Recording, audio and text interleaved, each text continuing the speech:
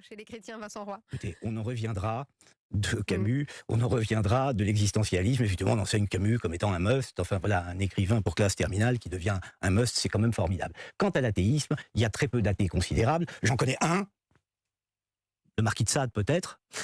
On peut s'interroger sur la question, mais il y a très peu. Il faut arrêter avec l'athéisme. Hein, il y a très peu Mmh. d'athées au sens où nous l'entendons. Je vous dis, j'en connais un. Considérable et, à mon avis, fondamental. Pour le reste, ça reste quand même du discours. Je crois qu'on a là un retour, non pas à la tradition. What do you mean by that? Ah, Ibrahim il dit que, parce que bon, en même temps, oui, quand on va dans la rue prêcher l'évangile, depuis je ne suis pas en train de partager mon écran. Bon, c'est pas grave. Quand on va dans la rue prêcher l'évangile, je m'étais pas rendu compte là.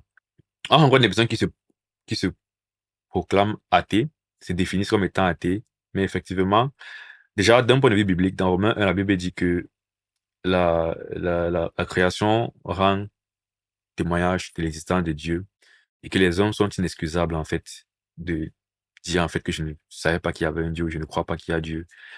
Dans un certain sens, foncièrement, il y a une sorte de réponse naturelle, en fait, dans l'observation de la création qui met la conscience du Créateur dans les hommes, en réalité. Maintenant, les hommes, pour diverses raisons, peuvent supprimer cette connaissance, cette conscience, et finalement dire de leur bouche qu'ils sont athées.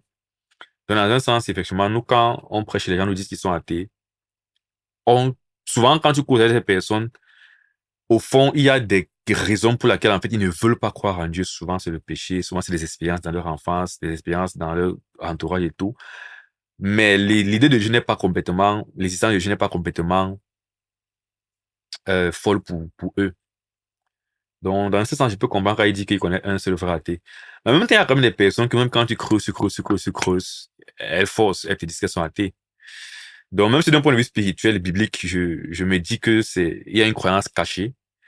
Mais il y a quand même certaines personnes plus que d'autres qui vraiment, ouvertement, te formulent vraiment leur athéisme et te le définissent comme la certitude que Dieu n'existe pas. Je dirais plutôt que la majorité, c'est des agnostiques, c'est des personnes qui disent je ne sais pas. Mais qui signifie en fait je ne voudrais pas qu'il existe parce que, au fond, elles sentent qu'il existe, mais quand tu essaies de pousser, le je ne sais pas finit par être, il ne peut pas exister. Donc, c'est plus un manque de, je ne veux pas qu'il existe parce que s'il existe, ça implique des choses pour ma vie avec lesquelles je ne suis pas d'accord. Donc, je vais dire je ne sais pas par humilité, mais si c'est que tu me presses, si tu me presses, je vais finir par devoir choisir entre accepter qu'il existe et ça implique des choses pour ma vie ou nier qu'il existe. Mais une fois de plus, est-ce que vraiment je ne crois pas qu'il existe? Et c'est aussi la complexité de la question de la foi et de la religion, c'est parce que ça touche à un moment donné à la conviction personnelle, à la foi personnelle. Et il y a beaucoup de subtilité, même si ça se résume souvent au péché, au manque de volonté de se soumettre finalement au Créateur, n'est-ce pas?